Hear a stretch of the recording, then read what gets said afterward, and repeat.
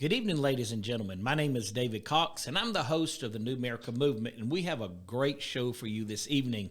Let me say, first of all, it's so good to have my son, Jordan Cox, helping me with the show tonight. Jordan? What's going on, everybody? How y'all doing tonight? Oh, we got a good show tonight, son. We're going to talk about some stuff. We're going to rile some feathers up here. I don't know what your position is on teaching your children sex education. Now, let me say this. Maybe you're 30, 50, 70, I don't know. But ask yourself this question. How old were you when you had your first class on sex education? It seems like the left have this idea that the earlier they start it and the more diverse they are, and so they can kind of cover the alphabet in the first grade, maybe like the LGBTQ community. Your kid is going to be a lot smarter and a lot more prepared for the future. Jordan, take off on this a little bit.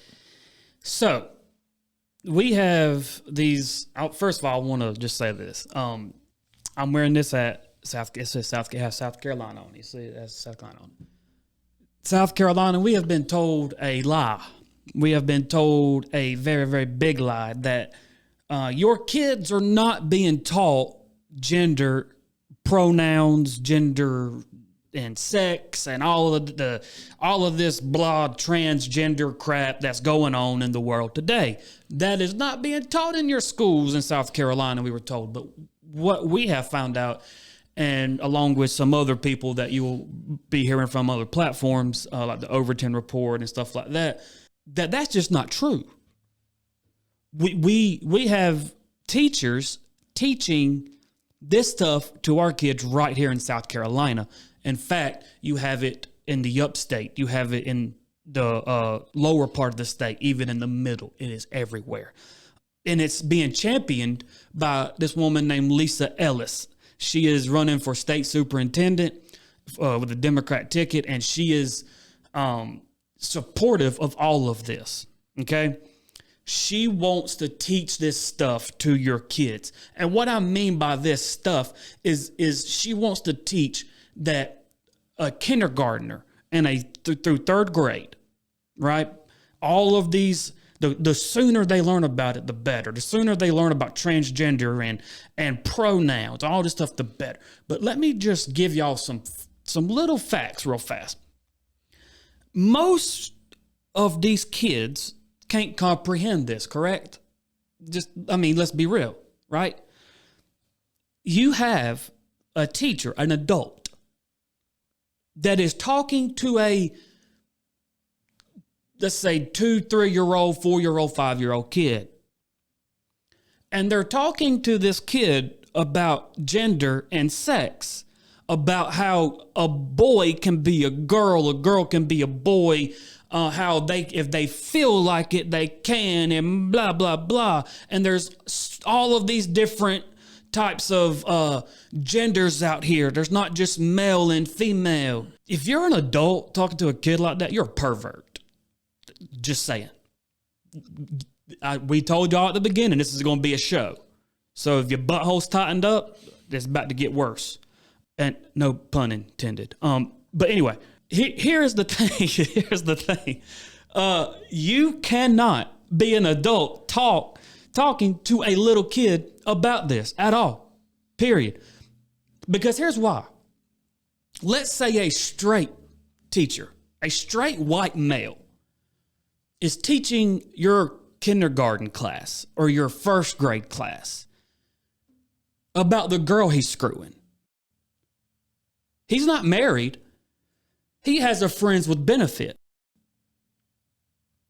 And he's talking to his class about his partner, the woman that he's straight. And he's talking to a little girl about this. Wouldn't y'all say that dude's a pervert? I would.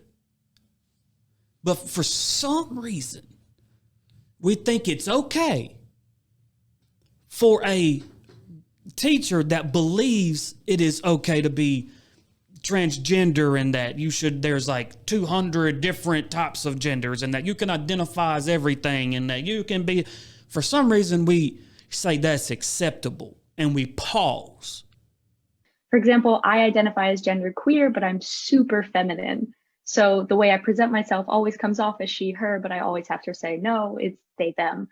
And I also think one of the issues that the LGBTQ plus community has is that we can be very divided, especially against transgender people and Black and brown transgender people.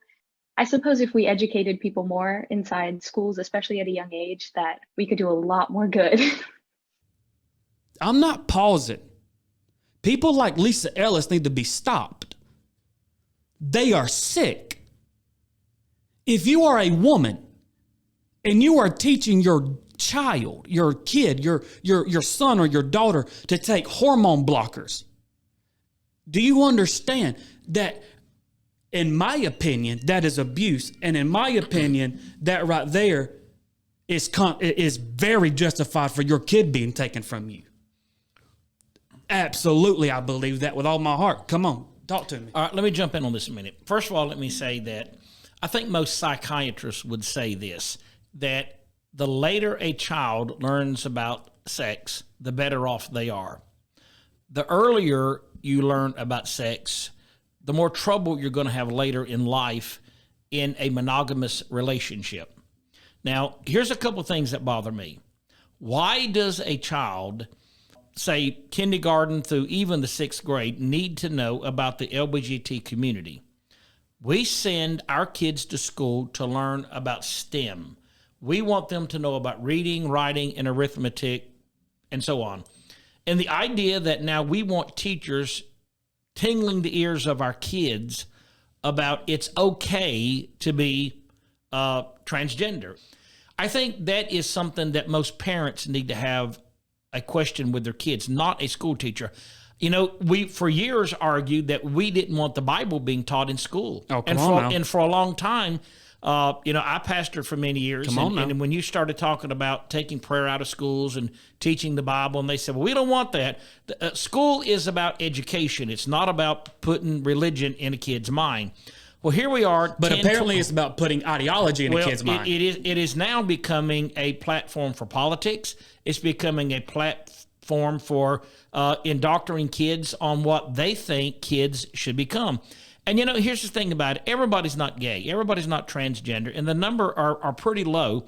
So why would something that is that low in terms of participants in our population have to be passed on to children? So real fast, I'm glad you brought that up, because I just want to list something. I just want just real fast, little side point. Do y'all know how many holidays that the LGBTQ plus people have? How many holidays they got? Look, hold on. February 1st, LGBTQ plus History Month. February 12th, National Freedom to Marry Day. March 31st, Transgender Day of Visibility. April 22nd, Day of Silence. May 16th, National Honor of Our LGBT Elders Day. May 22nd, Harvey Milk Day. June 1st, Pride Month. September 23rd, celebrate Bisexuality Day. October the 1st, LGBTQ plus History Month. Again. October the 19th, LGBT Center Awareness Day. October the 20th, Spirit Day. November the 20th, Transgender Day of Remembrance. They got more holidays than Martin Luther King. They got more holidays than Jesus has. They got more holidays than Jesus. Okay. How is it? All right, let me jump in on this. Let me jump in on this. Here's what's happening in America. Wokeism is still in power. If you were to say something that would slide anybody in the LGBT community, they want to cancel culture you. They want to say, okay, you're no more part of our inner circle, and they'll do anything they can to shut your Facebook down, to destroy your business, and to wreck you as a politician. Yes. Now, I don't know how we process all of this, but here's a start. I'll guarantee you that 75 to 90% of Americans would say, if a true poll was given, leave sexual education to me. Teach my kids reading, writing, and arithmetic. Stay out of sexual education with my child. Now, that's why I like school choice, because I think that if we could let, say, money follow the child, it would give a tremendous opportunity for the private sector to do what they do best. Let capitalism work. Give the money to private sector, and I'll guarantee you schools will pop up all over this country that will teach STEM to your children and leave the politics and even religion, and especially sexuality, out of the classroom. If you don't want us teaching Jesus Christ and the Bible in your classroom, by what authority do you think you have to tell us that we've got to take minors in our state and around the country and force a false precept that this is okay? It's not okay. If that's your lifestyle, that's fine, but you're not going to have that authority to teach that to my children. If you don't like Jesus being taught in the classroom, for God's sake, don't force us to teach sexuality. I'm not going to stand for that, and parents need to know that I'm going to get serious about this. If this is your opinion and this is what you believe in, it's okay. Go with it. It's your right. But it's not a tool to use in our educational system. So let me just put people on notice in South Carolina. I in this podcast are going to stand up against that. Now, hold on 1 second. You just hold on. Jordan here. This is Jordan. You over here talking about my stuff? Huh? I don't like that. Okay? Now stop it. Okay? Because Jordan is here. Jordan's gone. You over here talking about my people? Huh? You talking about my people? Well, I have news for you, Mr. Jordan. Well, you may have your opinion, but what right do you think you have to force that on children who are innocent? Because children that's who how haven't I made feel. their mind up on that. It's how I feel. That's your opinion. That's your opinion. Oh. You can do what you want to do, but you're not going to teach my kids that. No. You know what? No. No.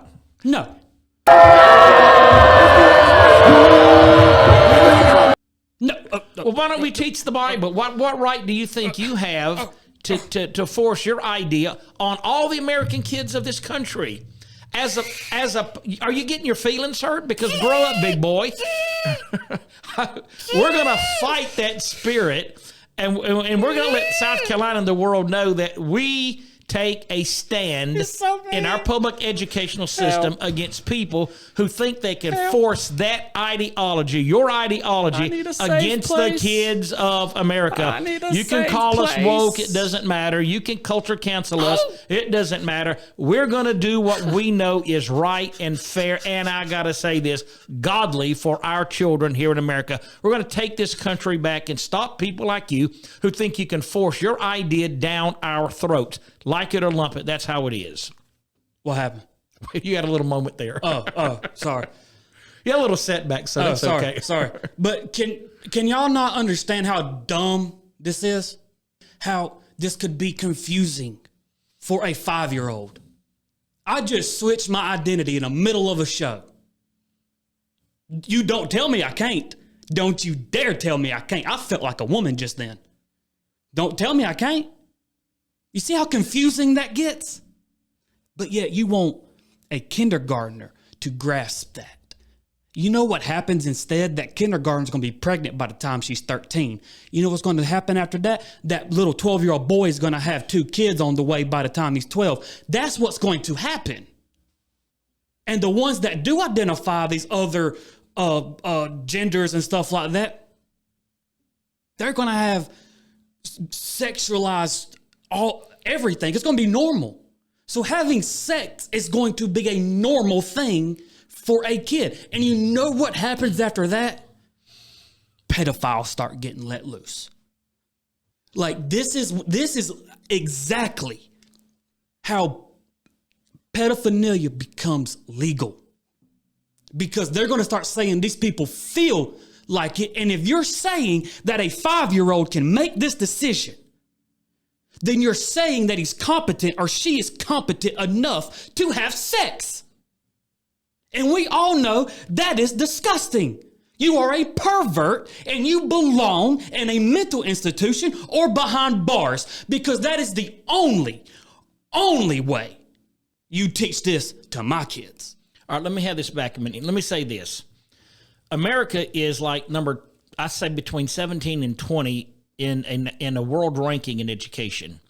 It seems like we slip back a little more every year in competing with the Asians, competing with the Indians. And what we're slipping on is not sex education. We're slipping on the systemics that make you, as an individual, to be able to compete in science, in math, in finances later in life, as an engineer. If you don't know math, if you don't know science, if you can't read and write well, how do you compete against world markets? You can't. And yet we're making this big foo-ha out of something that is absolutely perverted. And since when do we nationalize like 2% of the population of America and make them the huge majority? Well, they didn't let us do it with the Bible. No. They came in and said, no, my kid needs to know reading, writing, and math. We're not going to promote the Bible in the classroom. That has to go. And all across America, one by one, states by states, made it illegal for a teacher to teach the Bible in the classroom. Christian flag used to be hung in my elementary school. Absolutely. By the time I got to high school, it was out, and it was all because of that. And now you can fly the LGBT community flag, but you can't fly the Christian flag in your classroom. And you have teachers saying that they took the American flag out and that her students can pledge allegiance to the pride flag. It's confusing. Now, but here's the thing about it. We have to protect these kids. Sexuality is a part of life. Now, like I say, I'm not going to beat up on the LGBT community. You have a right to be what you want to be in this country. Absolutely. I could care less. And I have to tell you, I do know some gay guys that I think are extremely nice, professional people.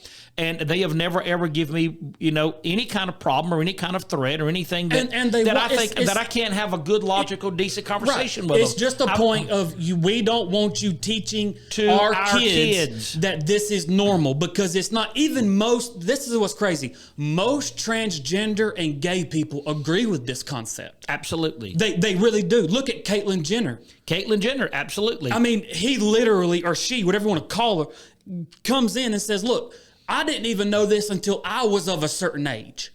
I didn't do this until I was of a certain age. Because if you look at it, the people that start the earliest, when they're kids, let's say, are the ones that come back when they're 25, 30, 20, 19. After they hit puberty and they get older, they come back and they say, man, I made a mistake.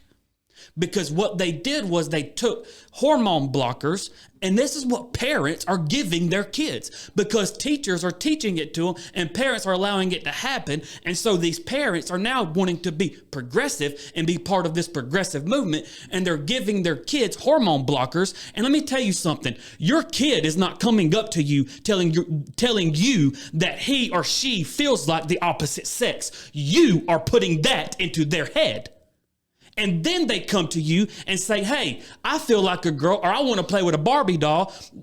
And you run with it. And then you go buy them hormone blockers and everything. I'm sorry, you don't need to have a kid. Your kid needs to be somewhere else where they can grow up, be who they are, instead of you pushing your ideology, your belief system, and your stuff onto your own kids. All right, let me say this too. Here's what I think. If you have a 13, 14, 15-year-old kid in your home, and they're wanting to figure out what kind of field can I get into where it's going to be very lucrative, psychiatry. That's my thought. Get them into a school that can train them and get them licensed for psychiatry, because I'll guarantee you, if we stay on this course run, there are going to be a lot of kids needing a lot of therapy. Absolutely. In the next 10 to 20 years. Absolutely. They're going to be such a confused race. Absolutely. That we're probably going to wonder what we're going to do with this society. To me, and I'm going to say, this is just sin. It is a rebellion against God. It is the idea that all things are okay and cool. But I want to give you this little lesson here in history. In World War II, when we recruited people in America, young boys, to fight in World War II, now I may have this somewhat wrong, but it's pretty close. Out of 100 kids that joined, 18 years old, drafted into the military to fight in World War II, they were asked, can you kill somebody? And almost only 2 to 5% said we could shoot another human being. Flat-footed, 95% said we couldn't kill anybody because they were never exposed to killing. Correct. And the idea of shooting another human being was not in the framework of their thinking. And another poll was taken a few years back when the Afghanistan war took place, and it said now to 118-year-old boys being recruited into the military, out of 100 kids, 78% said we could shoot a person and not think a thing about it.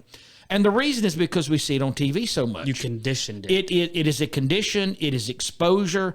And now, people think nothing about that. You walk in their home, they can shoot somebody and go eat a hamburger. Now, that's scary. But if you expose your kids at an early age about sexuality, you'll live to regret this. Absolutely. Now, I just know there are a lot of mom and dads out there fuming. Pray that this country and this state can pass school choice.